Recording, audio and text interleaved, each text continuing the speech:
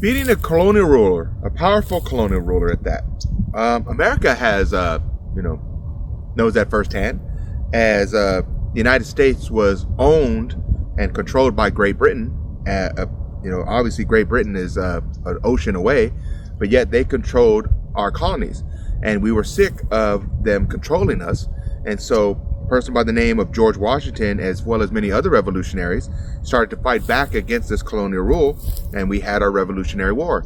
And despite considerable odds, we were able to defeat the very powerful British. And so George Washington is viewed as a significant hero, and we revered him. We adored him. And hell, we carved his face on a mountain. That's pretty significant. Now imagine at the time when this was happening, let's just say Japan just started to knock on our door. It says, hey, we don't think you know what's best for yourselves. We want to make sure that you kind of revert back to the ways of Great Britain, and why don't you consider about going back with them? And you would look at them crazy. You would look at them as like, mind your business. We just broke free from these people that owned us for centuries, basically. And you're going to try to tell us what to do? Now that seems absurd on its face. So you can understand why many people in Vietnam were upset with us when we were interfering in Vietnam's own Revolutionary War, when basically we're telling the Vietnamese people not to follow their George Washington and Ho Chi Minh. And at the Geneva Conference, when we split North and South Vietnam as part of this arrangement, the North was going to be a communist state led by Ho Chi Minh, and the South was to be a state that was to embrace capitalism and democracy led by President Ngo Dinh Diem.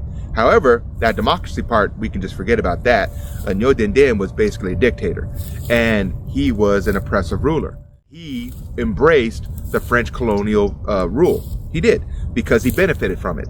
He was educated in France. He was a practicing Catholic, and he despised the majority Buddhist population. And so you had a governance that was filled with corruption, filled with nepotism, filled with no concern for the actual people. And the actual people saw that the United States was supporting this. And yet we're the ones telling them that we know what's best for them, and that they should have never followed their hero, Ho Chi Minh. And so you're starting to see a growing resentment build in the South. And you're starting to see whether it was supported by the North, and it definitely was, the Viet Cong that came in and started to do uprisings in South Vietnam. Nevertheless, you didn't have a shortage of volunteers joining the Viet Cong from the South. And we'll talk about that in another video.